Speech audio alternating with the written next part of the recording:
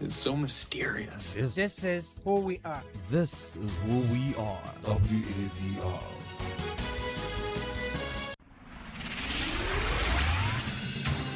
News, talk, music, get it all 24 hours on West Africa Democracy Radio 94.9 FM Dakar.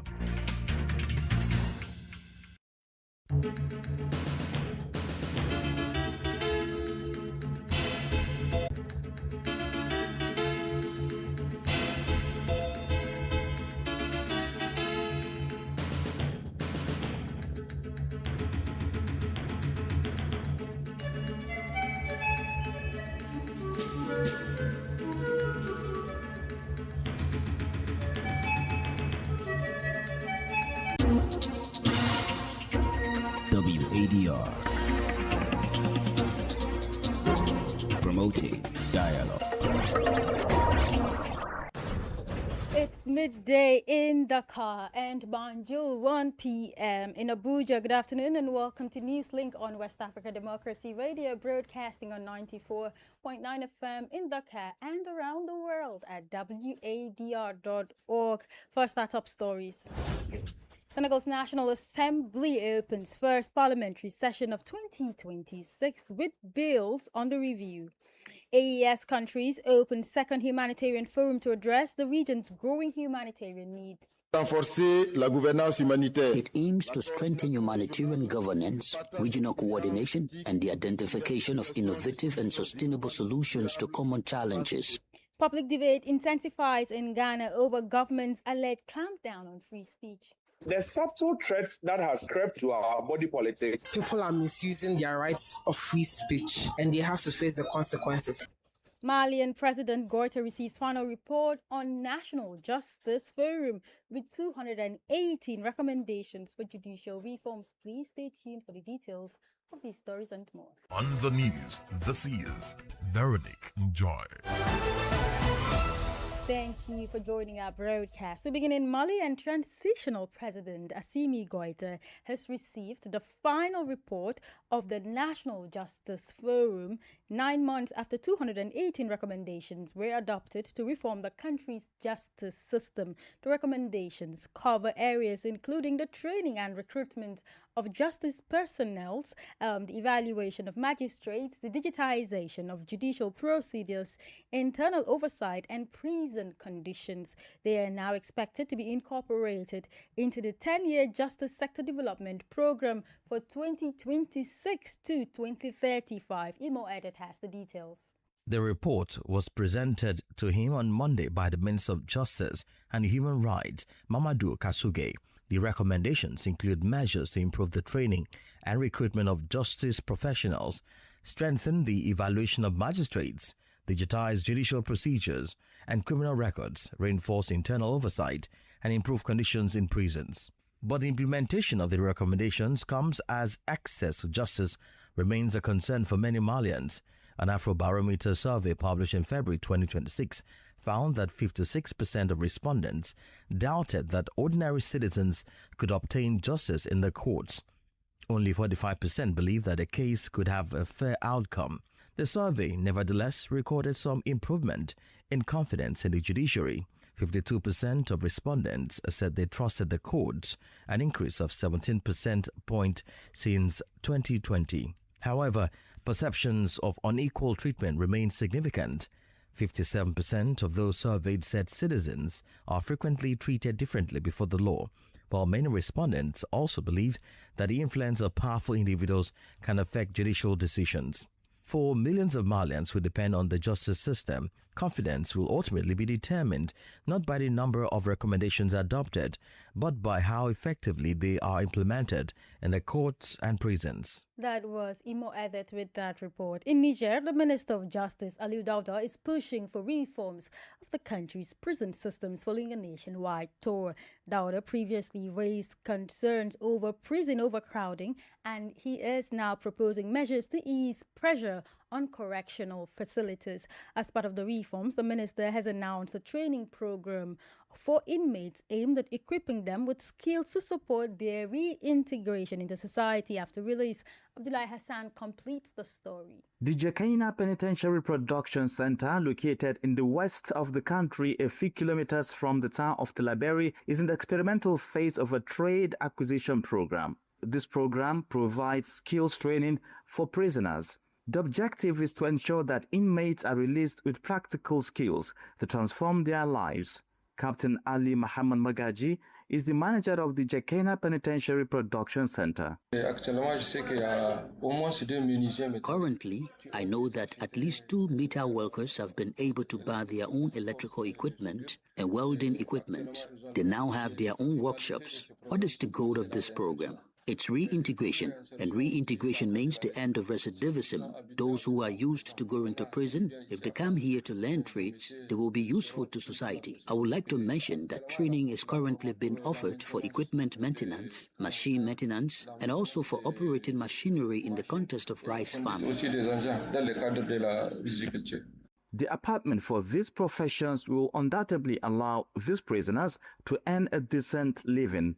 Captain Magaji also recognized some ex-convicts who are self-employed as a result of skills training they acquired in prison. Abdul Rahman is a young inmate who testifies to his idleness before the introduction of the trade program. Thank God, Alhamdulillah. We've been here a long time. We didn't do anything. But today, we learned a new profession, driving and repair of tractors and others. Thank God, when I graduate, when I get out of prison, I am going to get a job to do to avoid coming back here.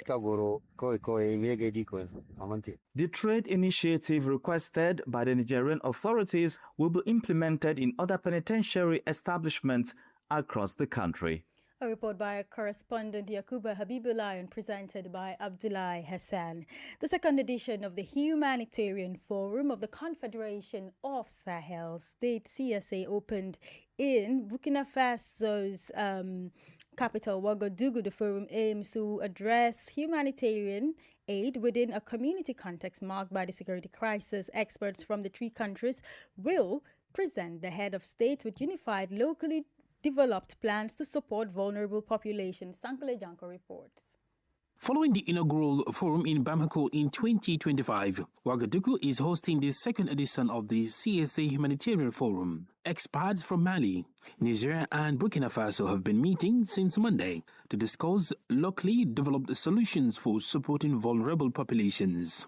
Furthermore, this meeting aims to achieve several other objectives, explains the Prime Minister Jean-Emmanuel Ouedraogo. It aims to strengthen humanitarian governance, regional coordination, the sharing of experiences, and the identification of innovative and sustainable solutions to common challenges. It should also enable us to make progress on mobilizing endogenous resources, pooling certain logistical capacities, crisis preparedness, and strengthening national and community actors. For optimal support, the countries of the Central Sahel need assistance, including the support of the United Nations system. Joya Tikum is a resident coordinator and humanitarian coordinator of the UN systems. We continue to support national efforts. We continue to invest in local capacities. We continue to listen to people. And when people face urgent needs, we continue to do everything possible with the authorities and our partners. This forum is being held under the theme From Emergency to Resilience, towards an integrated humanitarian action model for the AES. It is being held in conjunction with the meeting of AES ministers responsible for gender. That was a report by our Ouagadougou correspondent Martin Kaban, presented by Sankole Janko. More stories coming up on West Africa Democracy Radio. Newslink continues. In Senegal, the National Assembly convened its first parliamentary session of 2026. The extraordinary session, chaired by the Speaker of Parliament, Ousmane Sonko, on Monday, is expected to consider several draft bills and proposed laws. However, some of the texts before lawmakers are already raising questions and attracting public attention. Christopher Aticho provides an analysis of the parliamentary session. According to Speaker Ousmane Sonko, the members of parliament will spend at least 15 days examining 3 draft bills, one on the Labour Code, one on the Social Security Code, and the other on the protection of critical information infrastructure and digital security. 2 of the 8 proposed bills to be studied are particularly noteworthy. Is the one amending Article 37 of the Constitution. This article governs the declaration of assets by the President of the Republic. The intention to revise this text comes as President Bassirou Diomaye Faye, a former ally of Parliament Speaker Ousmane Sonko, has officially announced his new political ambitions. He declared his assets after his election, and Parliament now wants assets declaration to be mandatory even after leaving high-ranking state office. The second bill that has attracted attention concerns the regulation of special funds. These are discretionary allocations intended for sensitive state operations. The bill, proposed by the PASTEF party, would establish oversight of these special funds by a commission bound by confidentiality. The commission would be composed of members of the National Assembly and the judiciary. The parliamentary majority wants to pass this bill, while President Bassirou Diomaye Faye is already mobilizing on the ground for the 2029 local and general elections. He recently created his political party, and its operation, political mobilization on the ground, and participation in the elections require significant financial resources. Finally, the National Assembly will consider 6 other bills establishing a parliamentary commission of inquiry. This commission will examine several issues, including land ownership, the sale of state-owned buildings, the awarding and execution of certain public contracts, and the conditions for issuing and renewing fishing licenses. That was Christopher Aticho with that analysis. In Ghana, the government's defense of recent arrest over alleged online threats has sparked a wider debate over the limits of free speech in the country. While civil society groups are calling for restraint in enforcing laws on offensive speech, members of the public are divided over whether the arrest protect public officials or risk silencing dissent. Elik Plemawuku has more details in this report from Accra. The debate follows the arrest and prosecution of several social media users, mostly TikTokers, over posts deemed offensive, defamatory, or threatening towards public officials. Civil society organizations say while threats and deliberate falsehoods must be addressed, enforcement of the law should not become a tool for suppressing legitimate criticism or dissent. The subtle threats that has crept to our body politics is also alarming. When you talk about an attack on democracy, it creeps on you as a nation. However, some members of the public believe the arrests are necessary to discourage abusive and threatening content on social media, while others fear the response by state institutions could have a chilling effect on free expression. We are living in a democratic country. If it's under attack, she will not get that freedom to say what she said. Journalists, citizens, and civil society groups and opposition parties are still able to criticize government actions publicly. People are misusing their rights of free speech, and they have to face the consequences. There's a saying that your right ends where someone's rights begins. So you do not have the right, even if it's under the guise of freedom of speech, to threaten or cause harm or deliberately peddle falsehoods against anyone. Okay, like it's an threat because of first of all, when the president was coming in his manifesto, he said 24 hours economy. After coming into power, he hasn't bought anything. We the youth, we've not seen anything. Right now, we are under threat because of Mahama is not fulfilling what he said in his manifesto. The debate now centers on where Ghana should draw the line between protecting citizens' freedom of expression and holding social media users accountable for content that crosses into criminal conduct. For WADR, Elik Plemawuku, Accra. Now, the University of Liberia plans to resume classes this August and has faced a major challenge as the faculty maintains that its instructors will not return to the classroom. This development comes less than a day after the university president, Dr. Leili Mapayan, announced plans to resume academic activities following months of disruption. As the situation unfolds, thousands of students are waiting to know when their studies will resume.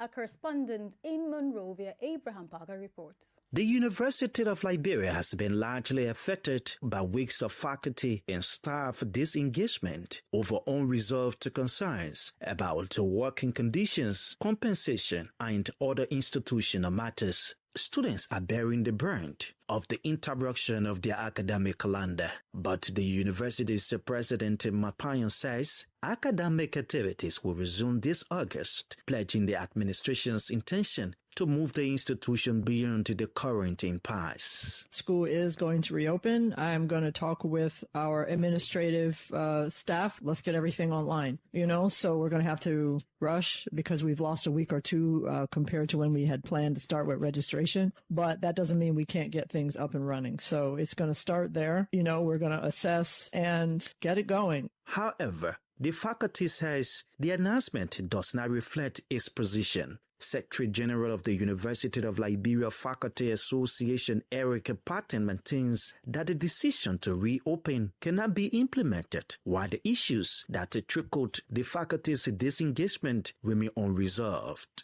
The faculty's position now puts the university administration's August reopening plan under pressure. For students, the latest development comes after weeks of uncertainty over their academic future. A further delay could mean additional adjustments to the university's academic calendar, examinations, and graduation timelines. For Newslink on WADR, Abraham Parker, Monrovia. You're listening to Newslink on West Africa Democracy Radio, broadcasting on 94.9 FM and around the world at wadr.org. We're also streaming live on YouTube and Facebook. Now, here's a reminder of our top stories. Senegal's National Assembly opens parliamentary session with key bills under review. AES countries open second humanitarian forum to address the region's growing humanitarian needs. Public debate intensifies in Ghana over government's alleged clampdown on free speech. Malian President Goita receives final report on national justice reforms with 218 recommendations for judicial reform. Still ahead in the news, we have the press review, guest interview, and sports news. Stay with us. Bringing you the facts beyond the headlines from Monrovia, Liberia. This is Abraham Parker. Stay tuned to WADR 94.9 FM, Dakar. Thank you for staying with us. Elsewhere in Guinea, concern is growing over the arrest of activist Abdurrahman Bella Ba. His family says his arrest is linked to a post on his Facebook page in which he criticized a recent statement by the Grand Imam of the Grand Mosque of Conakry. Since his arrest, his family says they have received no further information about his whereabouts or condition. Augustine Coley reports. Abdurrahman Bella Ba was arrested last Saturday while at school. According to information reported by his family, his arrest is linked to a post he shared on his social media page criticizing a statement made by the Grand Imam of the Grand Mosque of Conakry.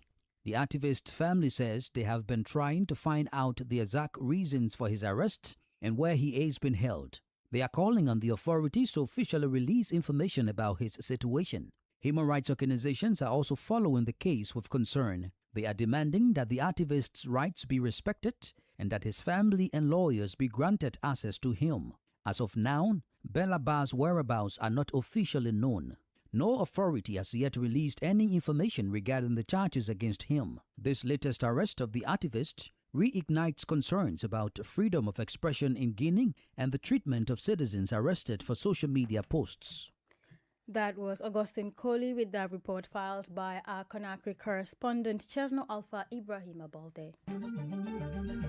This is the Newspaper Review. Stay abreast and find out what the top stories are in your country. This is the Newspaper Review. The Newspaper Review. All right, for the press review this afternoon, our correspondent in Monrovia, Abraham Parker, is on standby. This edition of Press Review features 3 local dailies, and we begin with the Daily Observer newspaper with these stories. President Bouaka turns to General Zianka to lead Liberia Drug Enforcement Agency. Government sets ambitious health reform agenda as the 2026 National Health Review Conference concludes with a renewed commitment to universal health insurance, improved civil registration. Justice at a crossroads. George Banwan calls for criminal justice reforms in Liberia to address delays, pre-trial detention, among others. Our next stop is the Independent newspaper with these stories. University of Liberia reopens AUKUS 25. Board gives clear, non-negotiable directive. Dr. Mapayan discloses. Government showcases games today, recalibrates national priorities for 2026 and beyond. Charles Taylor's August 11 departure in retrospect, 23 years later today in history. And truth must be moral compass. Former Liberian President Ellen Johnson Sirleaf asserts. Our last stop is Front Page Africa newspaper with these stories. At Solomba, a fragile peace papers over an unresolved bureaucracy, democracy without demarcation. And Bouaka's twin test, cocaine, a contested border, and a presidency under pressure. That's calling to Front Page Africa newspaper. Well, that does it for this edition of Press Review from Liberia's capital, Monrovia. Thanks so kindly for listening, and it's back to you in studio. Many thanks to Abraham Parker for the newspaper review. Politics, analysis on major news, social matters, and all. This is A Guest.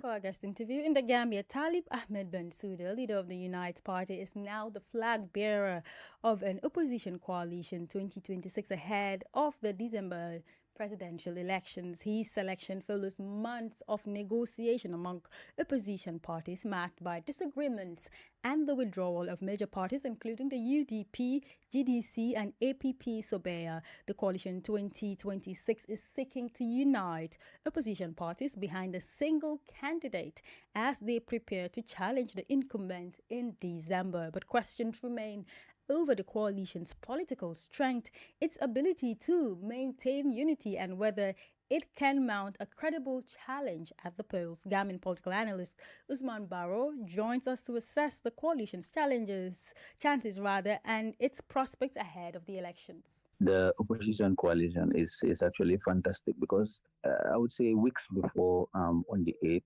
people were actually waiting for this particular outcome, because we have seen what coup d'etats actually did in Africa. So now we are trying to, be more optimistic and move towards the ballot box. And this is why I think the idea of forming coalitions actually sits well in the minds of the people, because it happened in 2016 and they feel like in 2026, for there to be change, with all the negative factors that already we are experiencing. What would you consider as the chances for this opposition coalition and its flag bearer now, being Talib Ahmed Bensouda? I believe at this point, they have like a 95% chance to actually win. The reason I say this is because, we have to remember that most of the time it's hard to remove the incumbent because they have almost all the resources, but they have actually the blueprint to actually present to the people that this is what we have done for you guys. So for this being the reason, there's no way you really want to risk it and go in for someone that has not actually come into power, that the person has not been tested to prove that they can actually do well. Okay, but the fact that coalition is actually a symbol of sunshine in the minds of the people, owing to the fact that they believe that for an incumbent to be removed, there has to be an amalgamation of parties that actually come together. What's the relevance of this coalition now that has a standard bearer when two major opposition parties are not member of this coalition? That's a very beautiful question. First of all, the two major opposition parties that have already removed. Now, the outcome that happened on the 8th has actually sparked something very, very sensitive. So that actually showed that there's a selfish interest looking at the demand of that particular opposition party that actually left the coalition discussion at the last minute. That is so bad. It might actually consider joining another political party because that is the trend. And like I said, already sparked some suspicion with regard to what it has done last minute. So all those things can actually be factors that can, make the people say, okay, you know what, this is not the option. That is cancel number. How politically influential members of the current opposition coalition are, given their previous records in terms of amassing votes to ensuring that they can make a change come December 2026 election? When you look at the coalition itself, those who have the remainder or the remaining parties that actually decided to go on with the formation of the coalition with the leadership of Unite, actually these parties are backing on the fact that their flag bearers have experience from work abroad or work in high places, and also the knowledge that they have. That is that debate, some of them. Now, when you look in terms of numbers, who can pull numbers, obviously, is the two political parties that actually walked out or walked away from the coalition formation. Obviously, they're in, because they have been tested in 2021. We saw Sobea and we saw GDC date in 2016. So, no doubt, they are the most relevant opposition parties as far as the coalition formation is concerned. But the coalition is an optimistic move for the people because this is what public opinion has, that the coalition is the only thing that can remove the incumbent. That was Gambian political analyst Usman Barra speaking there. All right, with some sports news, and FIFA President Gianni Infantino came under renewed fire on Monday as a joint letter from the three confederations, UEFA, CONCACAF, and AFC, declared football belongs to no individual. Infantino has been under criticisms ever since launching and then withdrawing within days a plan to bring private investment into FIFA competitions, including World Cup. However, Monday's letters from the governing bodies of the European Football, UEFA, North and Central African, CONCACAF, and Asia, AFC, showed his critics are unbowed. The three confederations had been strong in their condemnation of Infantino's plan and had not let up after it was shelved. CONCACAF President Victor Montagliani is viewed as a potential challenger to Infantino, who will seek a fourth and final term at the FIFA presidential election in Rabat next March. Candidates have to be declared or will be declared by November 18th. Back here, the semi-finals of the Women's Africa Cup of Nations WAFCON 2026 will see Algeria face Malawi and Morocco face Cameroon on Wednesday, August 12th in Rabat, following the four quarterfinals played on Saturday and Sunday in Morocco. The Algerians reached the semi-finals after eliminating Cote d'Ivoire 2-1, while Malawi caused an upset by defeating Ghana 2-1. In the other semi-finals, Morocco will face Cameroon also on Wednesday in Rabat. Morocco qualified on the expense of South Africa, while Cameroon eliminated defending champions Nigeria with a 1-0 score. The four semi-finalists have already secured their qualification for the 2027 Women's World Cup scheduled to take place in Brazil. The table was completed after 4 quarters. And that's all for the sports news. With that, we have come to the end of this edition of Newslink on West Africa Democracy Radio, broadcasting on 94.9 FM in Dakar and around the world at WADR.org. Thank you for listening.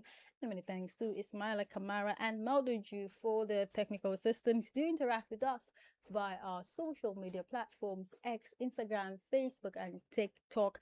I am Veronica Jai. Good afternoon. We thank you for listening to Newslink in Nigeria on Love FM Abuja and Darling FM Owerri. in the Gambia on Hot FM Banjul, Hilltop FM and Veritas Radio in Serekunda. Thank you for listening on Alternative Youth Radio Lofa County, Liberia, Radio Kegaman in Nimba County and DCN Radio Riverses County. A big thank you to Radio Baft FM in Sierra Leone for listening, and in Ghana we thank Radio Pad in Damango and Royals FM in Wenchi. Thank you all for listening to Newslink.